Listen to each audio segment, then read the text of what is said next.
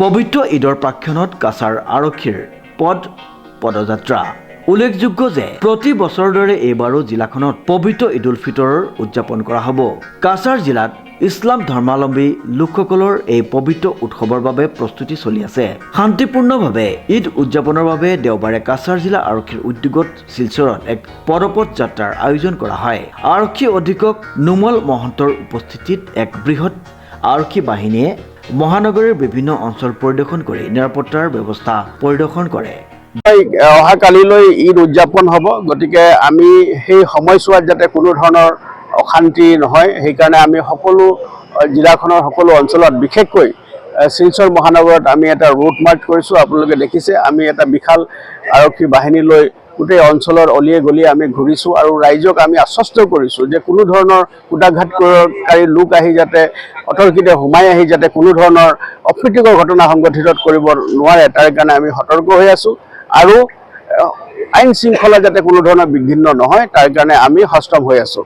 আৰু জিলাখনৰ যি আন্তঃৰাষ্ট্ৰীয় আমাৰ সীমা আছে আৰু তিনিটাকৈ আন্তঃৰাজ্যিক সীমা আছে, গতিকে সকলোবিলাক অঞ্চলত যিবিলাক এণ্ট্ৰি আৰু এক্সিট পইণ্ট আছে, আমাৰ অহা যোৱা যি ৰাস্তা আছে, সেইবিলাক ঠাইত আমি বিশেষভাৱে আৰক্ষী বাহিনী আৰু আমি CRPFৰ সহযোগ আৰু BSFৰ সহযোগত সেইবিলাকত অঞ্চলত আমি টহলদাৰীৰ ব্যৱস্থা কৰিছোঁ আৰু সেই সময়ছোৱাত যাতে কোনো ধৰণৰ এনেকুৱা ধৰণৰ অপশক্তিয়ে সোমাই আহি যাতে শান্তিপ্ৰিয় কাছাৰবাসী ৰাইজৰ মাজত যাতে অশান্তি বিয়পাব নোৱাৰে তাৰ কাৰণে আমি এই প্ৰচেষ্টা হাতত লৈছোঁ আৰু মুঠৰ ওপৰত আমি সকলো ৰূপত আমি সষ্টম হৈ আছোঁ যাতে কোনো ধৰণৰ এই শান্তিপ্ৰিয় ৰাইজৰ মাজত আহি পেলাই যাতে কোনো অপশক্তিয়ে যাতে শান্তি বিঘ্নিত কৰিব নোৱাৰে তাৰ কাৰণে আমি সচেষ্ট হৈ আছোঁ। জিলাখনৰ আইন শৃংখলা জনিত যাতে কোনো পৰিস্থিতিৰ সৃষ্টি নহয় তাৰ কাৰণে আমি সষ্টম হৈ আছোঁ।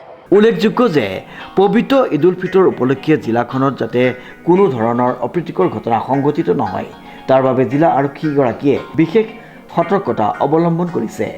কাছাৰ আৰক্ষী আৰু BSFৰ জোৱানেও জিলাখনৰ সীমান্তৰ সমীপৱৰ্তী বিভিন্ন অঞ্চলত দিনে নিশাই টহল দি আছে।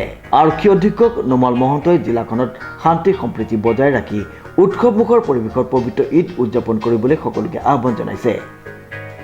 কংকনজ্যোতি শৰ্মাৰ ৰিপৰ্ট, নিউজ নাও।